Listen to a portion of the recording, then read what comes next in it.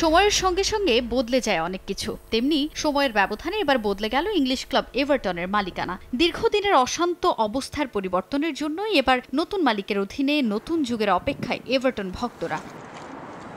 দীর্ঘদিন এভারটনের মালিক ছিলেন ব্রিটিশ ইরানি ব্যবসায়ী ফরহাদ মশিরি। তার অধীনে এই ইংলিশ ক্লাবটিতে বিভিন্ন সময় অস্থিরতার সৃষ্টি হয়। ম্যানেজার বদল থেকে শুরু করে ক্লাবের প্রত্যাশিত সাফল্য না পাওয়ায় বেশ কিছুদিন ধরেই মশিরির ওপর ক্ষিপ্ত ছিলেন এভারটন সমর্থকরা। এবার শেষ পর্যন্ত বাধ্য হয়ে ক্লাব বিক্রি করতে হলো ইরানি এই ব্যবসায়ীর।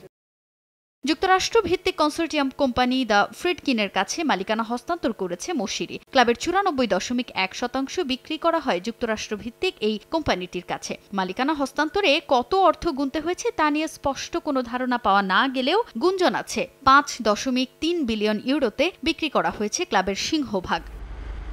যুক্তরাষ্ট্র ভিত্তিক এই কনসোর্টিয়াম কোম্পানিটি ইতালিয়ান ক্লাব রোমারও মালিক। এবার ইংলিশ প্রিমিয়ার লিগের এই ক্লাবের মালিকানা পাওয়ার পর সম্প্রতি তাদের ওয়েবসাইটে এ বিষয়ে একটি বিবৃতি দেয়া হয়, যেখানে ভবিষ্যতে এভারটনের অবস্থা পরিবর্তনেরও আভাস দিয়ে রাখেন ক্লাবের সম্ভাব্য নতুন নির্বাহী সভাপতি মার্ক ওয়ার্ডস।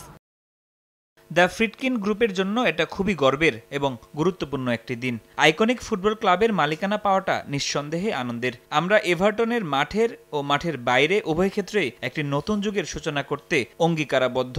আশা করছি এভারটন অতীতের সব ব্যর্থতা ভুলে সামনে আরও ভালো কিছুর দিকে এগিয়ে যাবে।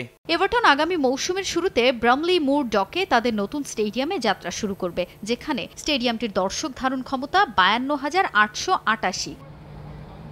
তাজিন খন্দকার, সময় সংবাদ।